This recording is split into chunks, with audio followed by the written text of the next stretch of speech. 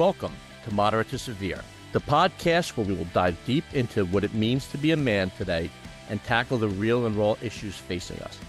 We've created a safe space for setting aside the bravado, peeling back the armor, and talking about what's really going on inside. Mental health is no longer just a buzzword. It's real life and something that I, just like many of you, suffer through daily. I'm Jonathan Scott, and I want to focus on the value of vulnerability through personal stories, expert insights, and practical tools to help you take care of your mental well-being and redefine what strength really is.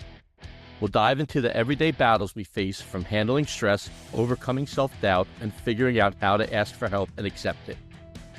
Each week, I'll be sharing my own experiences, along with stories from other men, mental health experts, and everyday people who have seen or been through it all.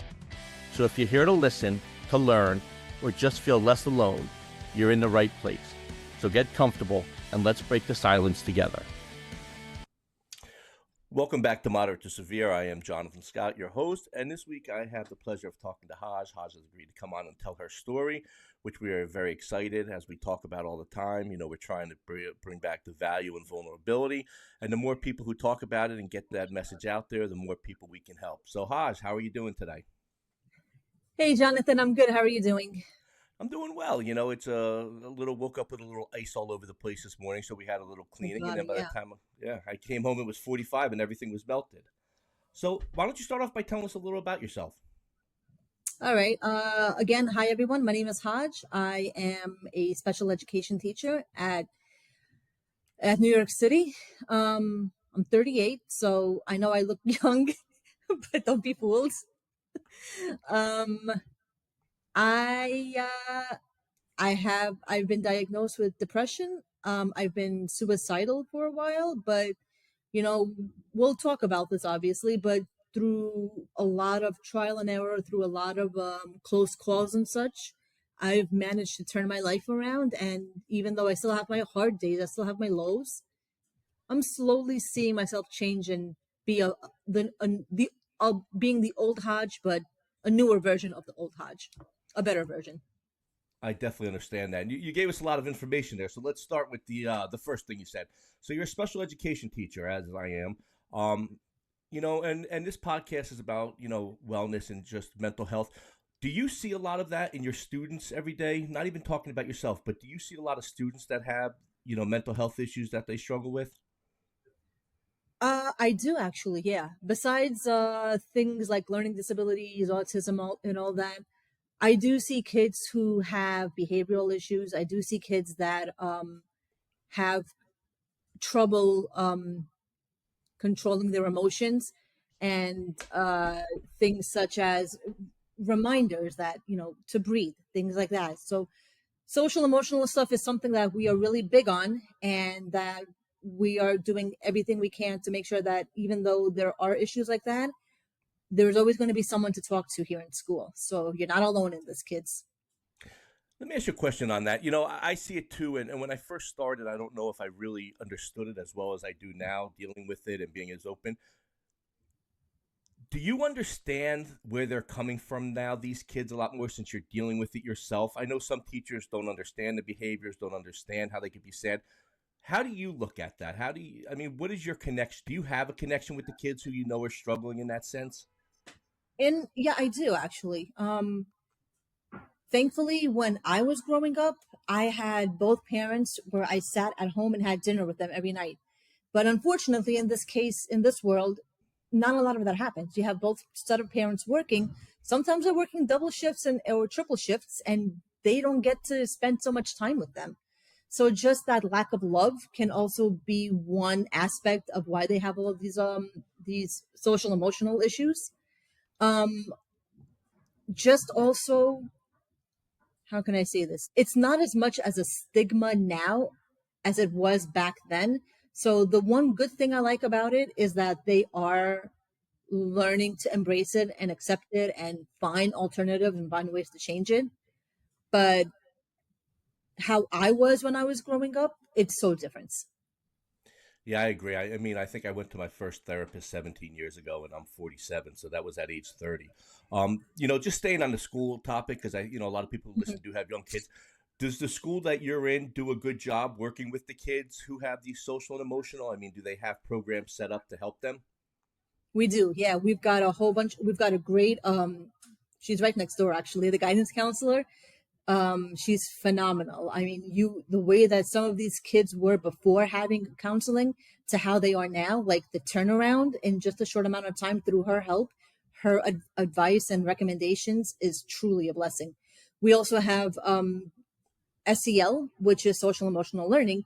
And one period a week, we focus on things like what to do during difficult situations, learn how to take turns and sharing, and how to regulate your emotions during certain situations. So nowadays, it's becoming a more awareness about what to do if we see signs of certain things. And we also have an open door policy here. It's whoever you see, whatever teacher you see that you feel comfortable talking to, by all means go talk to them. We can set you aside. We'll, us teachers, we're a small school, but we're like family, so we'll just send a message or call the other classroom and be like, hey, we have so and so here for a few minutes. We just want to talk to them and see what's going on because they came to us, and we all work together. That's great. All right, so let's talk about you for a little bit. You know, I know you said when we were younger they didn't have the stuff. When did you first realize, or looking back, that there were mental health concerns like that? You know, maybe you didn't know it at the time, but now looking back, Mhm. you're like, yeah, that's the anxiety I had, or that was, you know, maybe I was depressed. When's the first time you really remember that? Um, it really started when I was a teenager, but I never really knew that's what anxiety and all that stuff was until April of last year. So, unfortunately, I have a brother with extreme rage, and he would get to the point where he would become very violent, physically, emotionally, every single way. So, there were times where even if I left the house, I would be so afraid that he would be harming someone in the family or worse. Um, it wasn't until April of 2024 when I started to talk to a therapist and we started revisiting all of these past traumas. And she was like, it started from there. And whatever situation that happened, there was another situation which escalated, which worsened it. And so I was like, wow, I've had this issue for over 20 years and I really didn't know it was anxiety and depression. Wow, so for 24 years, see, I mean, that's amazing. I mean, and you just think about it. And for me, it's sad because, you know, 24 years you've been dealing with this stuff and you're not even a year into your recovery. You Hmm. know, when I say recovery, I mean, we never really recover because we're always going to have it. But you've not even a year into the learning about what you're dealing with. So how did that impact you in your younger years? I mean, was anxiety, was it depression, or Socially, it really impacted me a lot because during your 20s, you're 21, you're 22, you want to go out, you want to go clubbing with friends, it's your year to drink legally. right? I couldn't do that stuff. I was just so afraid to go of going out and leaving my mom because of the hands of my brother. So for years since I was in high school up until maybe age 30, maybe from 18 to 30, I really had no social life. It was either go home, go to work, or go to college at that time. That was really it. Anytime my friend said, let's go out, I would just make any sort of excuse. Or even if I said yes, the day of, I'd make an excuse and be like, listen, I can't go. I'm so sorry. Or if they would cancel, I would have that sigh of relief, like, oh, thank God I'm not going. So it almost So made you. it really, go ahead. No, go ahead. So really, it really affected me because I couldn't go out. I never had a good relationship because I was always so stuck at home. I was pretty much like a hermit for a long time. Well, so it's almost like you had agoraphobia to leave the house and to socialize Pretty for much. Pretty yeah much. for yeah, and you're talking about 15 years. Um, that's a long time. You know, I was going to say how did it impact your early years, but you just pretty much mentioned it that you weren't able to go out. Did you ever think when you were younger about going to talk to somebody about it, or was that never even brought up to you? Or about the anxiety and I've things of that I've nature? thought about it when I was younger, but in my household they were so old school. They were the type to say, whatever happens, keep it between the four walls, figure it out on your own, don't tell other people, because you don't want them to talk about you, you don't want people to say things about you. This was also like 15, 20 years ago, when depression and anxiety and all that stuff was still somewhat new, but also it was a stigma. Like, oh, you're depressed. Oh, you have anxiety, so you must be on the edge. We need to be careful with what we say, because we don't want you to snap. Now that we've learned more about it, thankfully, it's not like that. You can look like the happiest person ever, but you could still be suffering. We didn't know that back then. So now it's more like we can say things like, "Oh, I had no idea," but really, if you think back at their actions, then you're like, oh, you're right. The signs were there. We just didn't see it. Yeah, I tell the story, and I think I said it on one of the earlier podcasts about how I would go and get a drink of water when I was in middle school because I felt like my chest was closing in. But I never told anybody because everybody would look at me and say, "What do you mean your chest is closing in? Like, Right. what do you mean?" No one knew. Mm-hmm. I don't think I learned the word anxiety or depression until I was in high school. I mean, not even high school, college. And I think when you talked about Mm-hmm. depressed, you just always looked at the sad kid. Like, oh, they're depressed, but you didn't know what it meant. That's the thing. Yeah, you would assume a depression means, oh, they're just sad all the time. Not anymore. Now, it's called, what is it, a silent disease. You'll never know. I'm depressed, but people still would not know it at all. Yeah, when I left for Sierra Tucson, I got a call from my buddy when I came back, and he's been my closest friend for 42 years, and he had no idea that it was that bad. And he's Mm-hmm. like, "You always just seem like you're smiling, but that's what we do." I mean, you go to work That's what every it is. day. So did you go, and you were able to go to work and function and do everything through all of the things you were dealing with? Back then, like 20 Or years ago, you mean? yeah, even the last 5 years, even the last 6 years, were you functioning? Um, I was functioning up until the end of 2023. That's when things just started to take turn for the worse, and everyone at work started to notice, because they saw the misery on my face, and I'm sure a lot of the coworkers here were also wondering, like, we've known Haaj for 10 years, 15 years. She always had a smile on her face. She was always bubbly. Like, why all of a sudden has she lost so much weight? Why all of a sudden does she look like she doesn't even want to be at work anymore? Like, what is it that suddenly turned around and made her this way? So the question is, what happened? What was it? A culmination? Was there an event? Was there a trigger? What happened where in 2023 where it started to become too much to hide? I'm not sure how to say this, because I don't want to put names and like put people on blast or anything. So sorry guys, I'm just trying to really word it the right way. That's all right. Um so towards the end of 2023, um there was someone who was interested in me. Okay, not bad, right? That's great, considering the fact that I hadn't dated in so long. But now mind you, this person approached me. So they wanted my attention. And of course, naturally, I gave it to them. And the thing is, for also a very, very, very long time, I was also hiding my sexuality. So I do like guys. I think they're very attractive, but I like girls too.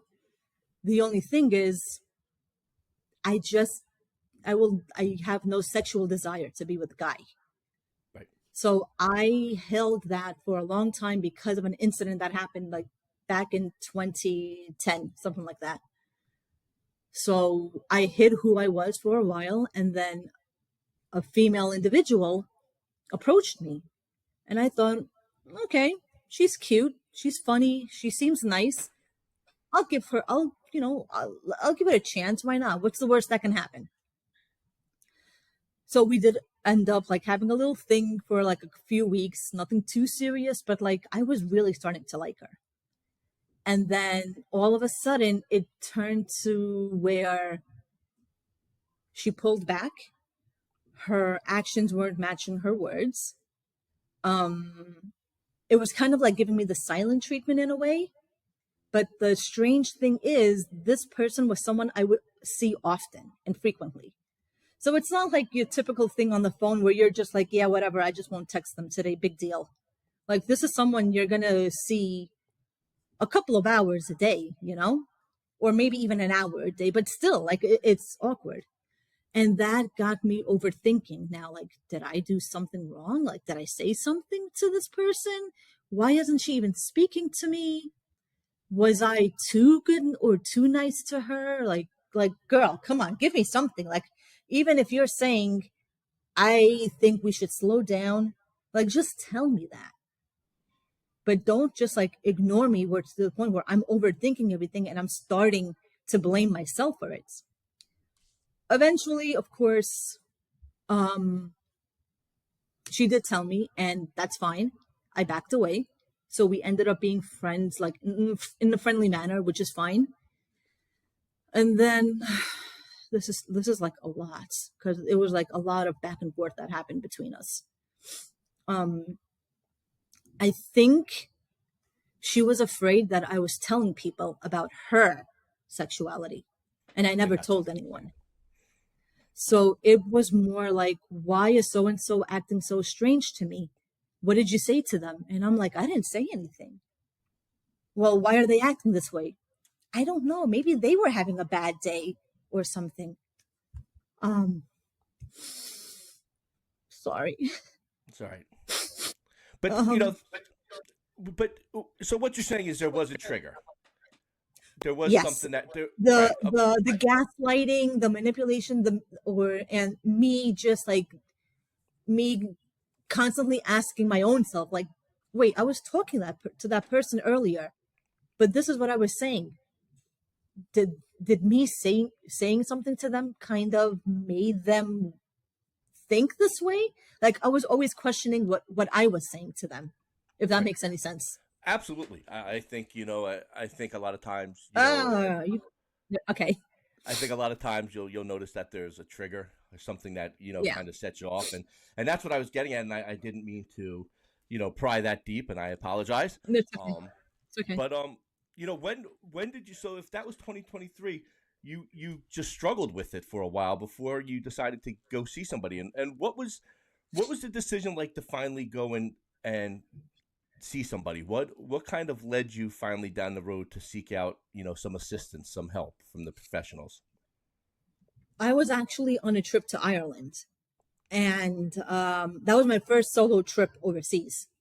So what happened was I arrived there around 10 in the morning, and by noon I was exhausted, and I was supposed to meet a friend at 3 o'clock over there. So what happened was I had a 15-foot cord, charging cord right next to my bed, and the sudden dread, this sudden like feeling of self-loathing, self-hatred, worthlessness. All of a sudden, all of that came. And I'm just like, I don't want to be here anymore. I saw that charging cord and I was just contemplating hanging myself there. Yeah, And sorry, go ahead. no, go ahead. I'm sorry. I thought you were done. Go ahead. Um, so I remember a lot of my friends, because I had to talk to them about all this stuff before my trip in April. And they had said, if you're ever feeling this way, there is a number, 988, which is a suicide crisis number. Yes. Just text them. You can call them, text them, chat with them, anything. Just do it. So I remembered that. But now the thing is, I'm in Ireland, and 988 is an American hotline number.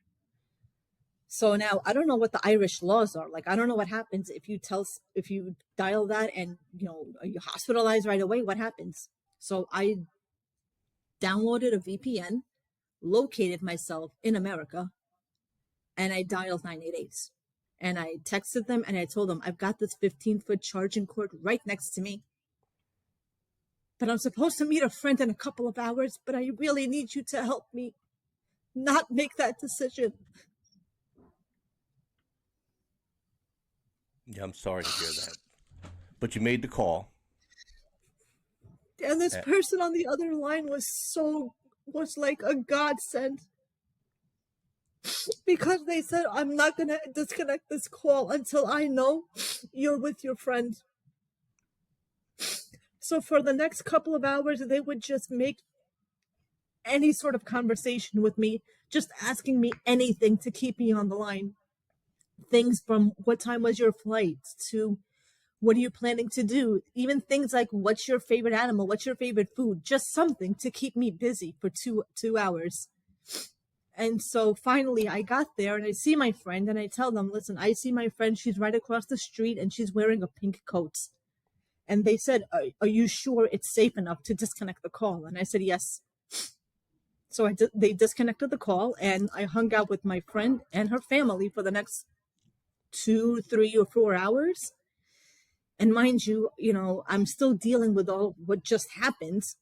So I'm trying to be talkative because I've never met her family before, but I have to be polite. I'm tired and jet lagged. I almost killed myself like 2.5, 3 hours ago. So I'm dealing with so much, but I still had to fake everything. And after my trip, I texted my therapist and I said, this is what happened.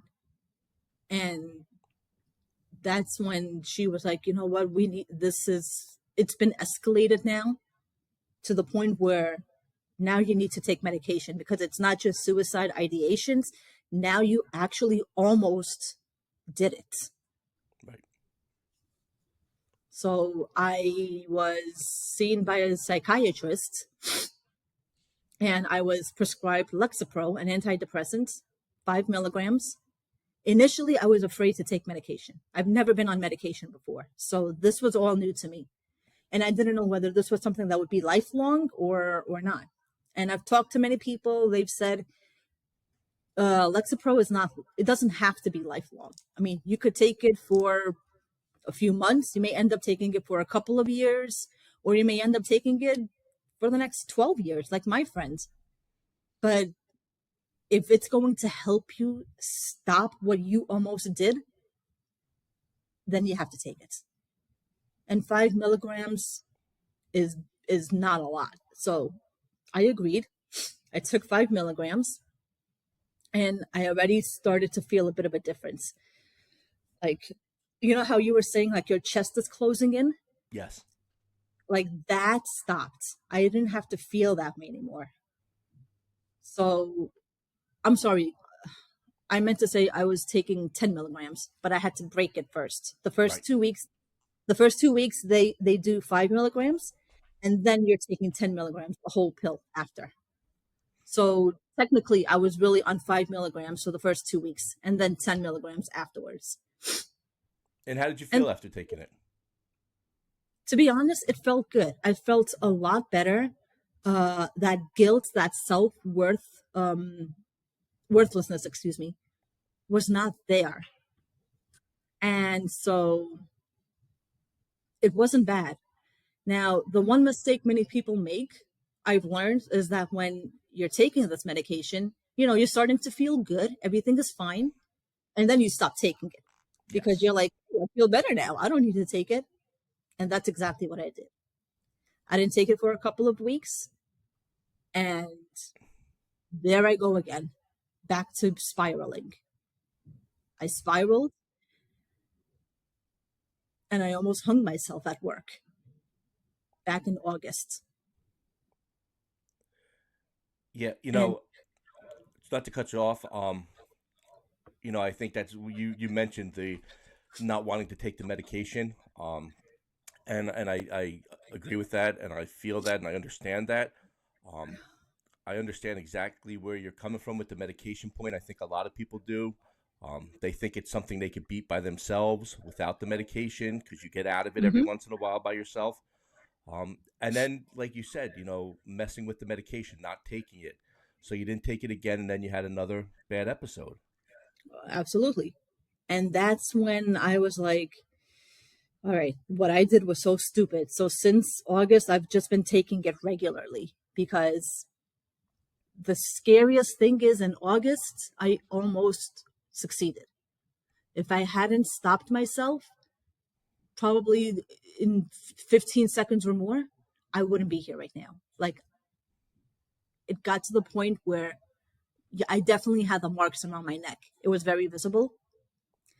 And what stopped me was more so the fact that I don't want to die.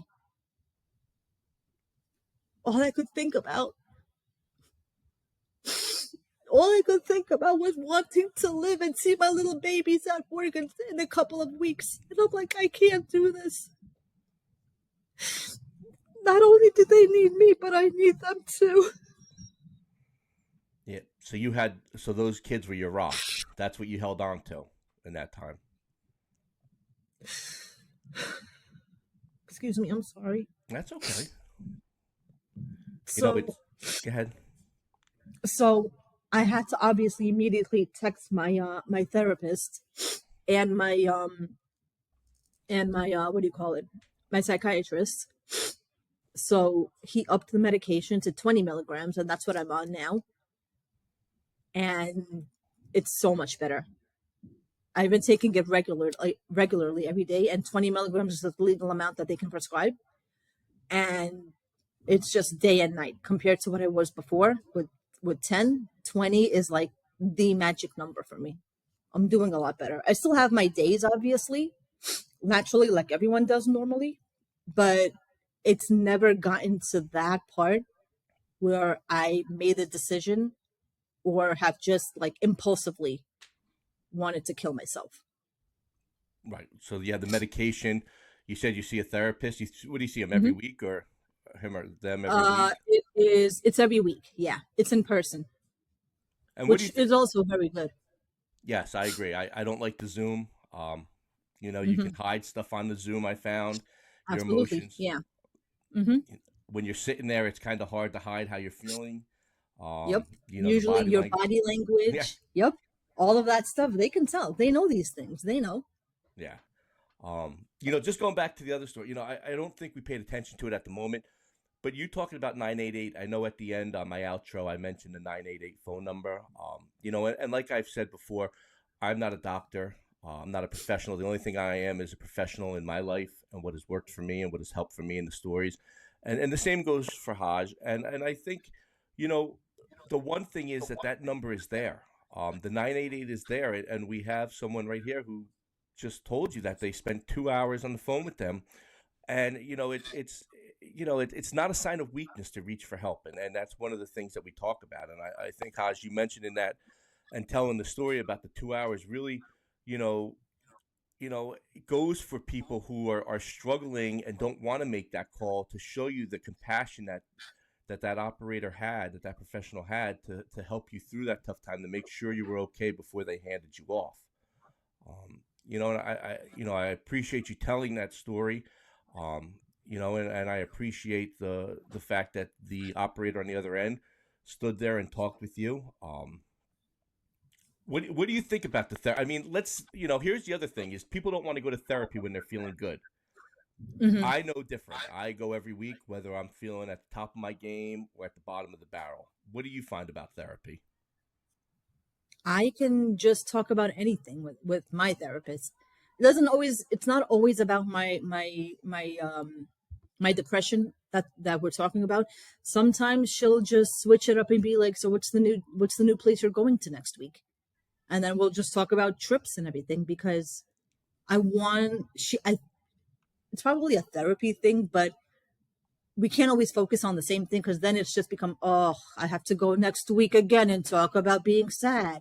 So just getting that excitement to talk about something else also is like a good thing to get your So mind off of whatever's triggering you. And of course, sometimes, excuse me, sometimes depression will come up and that's fine. And then we just somehow tie whatever the subject is that we're talking about into it to work it out and such. That's awesome. You know, and I'm so glad and so happy that you found the right medication and the therapy and that you're doing well. My question is, you know, something that some people don't really take a lot of, you know, they don't think is important, but I found that it's very important. And I want to know, what about self-care? Do you do anything for yourself to take care of yourself? You know, when I first started Hmm. teaching, they told me that there was no such thing as work as a mental health day. And that was 23 years ago, and that has changed now drastically. Hmm. But the other thing I learned is that you need self care. You need to do things for yourself that you want to do. What do you do for self care? I work out. Okay. I actually, of course, I know it's like cliche. Oh, okay, you work out, but I do boxing, and I also do like lifting at my gym. So one of the girls at work, she had said, why don't you try doing boxing? My gym has it. Like, get whatever you're upset about, whatever that's causing all of this, punch a bag and just see if it helps you. Like, maybe just get all of that frustration, all of that sadness, all of that anger out. So I did it, and I fell in love with boxing. And then there was a trainer there who does personal training. So I just figured, okay, let me try lifting and doing all of that also to see if maybe that also helps. Also, boxing and weight training and everything, they just go hand in hand. So I do that also. And these two trainers that I have, Eric and Devante at Profits in Whitestone, they truly have changed my life around. And listen, we love Um, shout outs. So, not to cut you off, yeah, but Profits in where? Whitestone, New York. All right, Profits in Whitestone. Get there if you haven't worked out and you haven't boxed and you need some trainers. Those guys are waiting for you. All right, go ahead. I'm sorry. We like to That's shout out fine. those. We listen. I- if somebody is there who is helping you and beneficial, there is nothing wrong with letting them know, letting other people know about them, because there could be Mhm. people from that area who may listen to this and who may want to go That's over very there and true. yeah. So go ahead. So That's very true. you're Yeah. lifting, you're boxing. I'm doing lifting. I'm doing boxing. I signed up for a high rocks race, which is running, and in between the runs, you're doing a workout station, and then you're running again. Then you go to station number two. You're running again. Station number three. So there's 8 of them, and it consists of ski erg, which is like you're holding onto these handles and you're just pulling and pulling up to 1,000 meters. There's rowing, lunges, but you're holding like a sandbag. Farmer's carry, which is like you're holding 2 heavy kettlebells and you're going around and around. And there's a couple more. I just can't remember them. Burpees, wall balls, which is you're holding a 10-pound ball, I believe, and you're throwing it about 9 feet up as you're doing a squat. So, and I have to do 100 of those. You can only imagine how burned my legs will be Yeah, I'm not by doing the that end of that. anytime soon. I'm the, I'll stick to But my um, workout. my two friends at the gym, they do it, and they're also at my job. So I've become very close with them. They do it, and I went in Chicago to see them compete. And I was like, okay, the next time it's in New York, I want to try it. What's the worst that can happen? It's a great way for me to like feel good about myself. Remember like back in Ireland, I was saying, I'm not worthy. What am I doing here? I'm so stupid. I'm worthless. I want to do this for myself to be like, I am worth something. Maybe I won't finish this race in an hour. Maybe it'll take me 3 hours, but you know what? I finished it. I want to feel good about myself. So I'm doing High Rocks in May. It's actually a pretty cool event. It's right behind the Javits Center. So it's like right by the water. It's really cool. I'm That excited sounds for that. You should be. That sounds awesome. I would love to do it if I was about 20 years younger. Maybe I'll watch one day one of them. You can I don't know. definitely watch. Yeah. Yeah, I don't know if my Just come by body and can. watch and root us Yeah, on. yeah, I may because my body definitely can't handle that. You know, the importance of exercise cannot be, underestimated, understated. I think that you realize that. I realize that. Just having a bad day and getting out there and working out. I go to my therapist, like I said, every week, and one of the first things she asks me is, "Am I working out?" Especially if I'm having rough times. And I think you found that, and I'm so happy that you're enjoying it and you found something you like. I think it's so important for everybody who's listening that even going for a walk, and that's how I started, was going for a walk. 100%. Yeah. Just Um, being around, just grounding yourself, or even surrounding yourself with nature. There's just something about it. It just, it's like it takes away all of that negative energy that you have. And it's like a mind reset, which is what we all need once in a while. And for me, when I'm boxing and working out, whatever negative feelings I had an hour ago, I just release it all. And I'm like, oh, I feel so much better.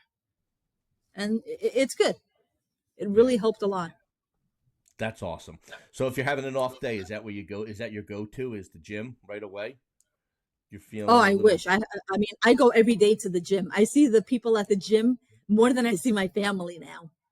It's the funniest thing because I practically go maybe 6 days, sometimes 7 days, because it's my therapy almost. If I'm not going to see my therapist, I do go there and I just do my workouts. So, but if I am having an off day, if I can't go to the gym, I'll just go for a walk, uh, right by where I live. It's right by the water. So if I need to just go take a walk by the water, I'll do that. Another thing I can do, and it's kind of funny, but I'll play video games. Like I'll play Mario Karts on my Nintendo Switch. So that Li- helps too. It's just like it's like the nostalgia of being a kid and playing video games over again.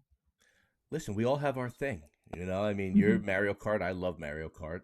It's one of my favorite games Who ever. doesn't? It's a classic. Yeah, I think if we put it in a time capsule in 1,000 years, people would come back and be like, "This game was awesome. These guys had it going well." There you go. You see? Yeah, listen, I love it. I'm always Donkey Kong for some reason. I pick Donkey Kong every time. Um, how's your family been with everything? Are they supportive or do they not? Uh, Mm, they don't really know.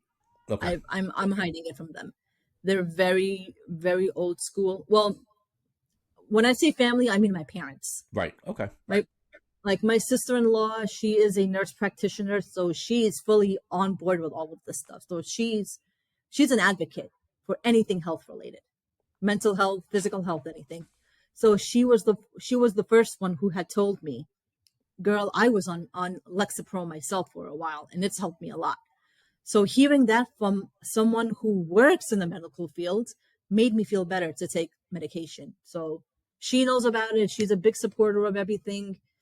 My parents, I haven't told because they're still very old school.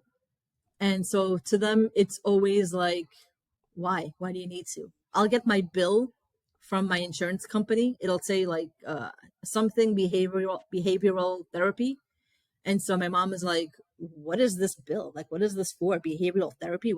You don't need this. Like, just go outside. And the old school just doesn't understand that we're going through a lot, but we just can't say it. right. Well, I'm glad you have your sister-in-law and your friends. Have they been good? They have Good been support group. phenomenal. They've been phenomenal. They've known the situation since 2023. They have been by my side since that day. And to this day, we have gotten so close that I don't know what I would do without them. Friends, honestly, you can definitely tell who's true when you need them, and they're gonna like say, let's drop everything, let's do it. And they've never given up on me once. So I know who my true friends are, and they're definitely it. That's awesome. You know, my question for you is the why. Why are you so open about your struggle? And we've talked about, and although the stigma has come down a little bit, I mean, I get Mhm. emails and text messages and messages all the time. Um, why are you so open? Why do you feel that you're telling your story? And listen, you have a very tough story. Um, and I'm sure it's hard for you every time you retell it. You kind of live through that trauma again. But why are you going out there and telling your story and retelling it to people? There's definitely more of me out there who are quiet. And if I can just get this message out to one person who is struggling the same way as I am, who is sitting on the edge of their bed contemplating life also, and they see this video and they say to themselves, wow, if Haaj has gone through all of that and she survived and she's here, I can too. So I want to like pay it forward, and I want to help someone who's going through all of that to tell them it's okay. It's going to be tough. It's going to be a rough and bumpy road, but I promise if you look at it a year from now, you're going to say, "Damn, what the heck was I thinking? Like I'm doing so much better now. I wish I did this months ago. I wish I did this years ago." So I want to just help someone and tell them it's never going to be too late. Like admitting that you need help, obviously it's going to be the most toughest first step ever, but as long as you know someone who's willing to help you, take that first step and just watch yourself like grow and flourish, and all of the problems that you had, they they'll be resolved. Not fully probably, but you'll always find a resolution to it. So why not? I've been through it. I'm sure there's at least another million people who are going through the same thing who unfortunately can't say anything for whatever reason. So let me be that person to help you. Yeah, I think it's important. I think what you're doing is phenomenal. When I started it, I thought I didn't know how many people would talk about it. When I started, I actually put the hashtag masculinity in men's mental health, and I got emails. I think I told you from a lot of women who had said, don't forget about us. There's a lot of us out here Mm-hmm. too, and Yeah. 58 million Americans suffer from some type of mental health issue, and I think it's important for everyone to hear their story. And just for the reasons you said, if you can help one person, then you did your job. Then yeah, you saved one person's life that day. Like how powerful is that? That's that's that's like an incredible reward you can have to give someone that second chance in life. Yeah, that's awesome. So How you so feeling that's now, though? definitely better. How's A good? lot better. A lot better. Yeah. It's Monday, so I'm tired. But overall, in general, better. That old Hodge is back, like the one that always like laughs and jokes and just loves the kids and plays with them and pulls pranks on her coworkers. But that old me is back, and everyone's noticing it. My administration, my bosses, they're noticing that I'm that old me again, and they're happy to see that I'm back. One last question, and you just brought it up, and I didn't think about it. How was your administration when you were going through this? Were they receptive? Were they supportive of you? Did they? Oh, totally supportive. Yeah, because funny enough, my the principal was a special education teacher also, so she knows all about this stuff. She was actually the one that said, you try 988, consider that number. So I remembered what she said, and so that's why I did 988. But they've always been very receptive. They've been very supportive since day one. Anytime I needed to take a day off or so, they understood completely. Anytime I just needed to step out of the room to like take a breather, they always said, "You're always welcome to come and sit and relax in our office if you need to. We'll get coverage for you. Don't worry about it." Um, they're just great. Like I'm very blessed to have them as my bosses. Not many, there are not a lot of great supervisors in the DOE, but the ones that are, knock on wood, I'm one of them. And without their help, I don't know what could have happened. That's great. I've said the same thing. I'm so happy that you had that support there. It kind of makes your decisions to do things and to seek out help and to take the days that you need. Because the bottom line is you do need days. There are going to be Hmm. days where you're just struggling so immensely that, you need to maybe stay home or you need to figure it out. And for you to be supported like that must make you feel really good about where you're at and the place you're working. Hmm. And, you know, Haj, I don't know if you have anything else to say. You've been phenomenal. I think I'm good. Listen, your story is a very tough one. but I think it's going to resonate with a lot of people. I think the fact that you're as open as you are, even though you can't be open in your house as much as you would like, probably the fact that you can come on here and tell all my listeners your story, who can forward it to people who may know people in the same situation. I just really want to thank you for coming on. Thank I you. truly appreciate you. And I wish you nothing but the best of luck. Thank you. Well, I appreciate you giving me the platform and the chance and the opportunity to share my story. You are welcome. Anytime you want to come back on, you let me know. Oh, I definitely will. Thank you so much. Thanks, Haaj. Thank you. And that wraps up another episode of Moderate to Severe. Remember, it is okay to not be okay. Mental health is a journey, and every step counts, no matter how small. I hope today's discussion resonated with you and reminded you that you are not alone in this journey. Please do not use this advice medically, as this is just my story and my tales. If you need help, please seek it out from a medical professional, go to a hospital, or call 988, the suicide hotline. If you found this episode valuable, please share it with your friends or family. Let's crack the stigma and keep the conversation going. Don't forget to subscribe, leave a review, and join us next week. Take care of yourselves, and remember that reaching out for help is a sign of strength. Until next time, keep looking after your mental health and supporting each other. This is Jonathan Scott. Have a great day.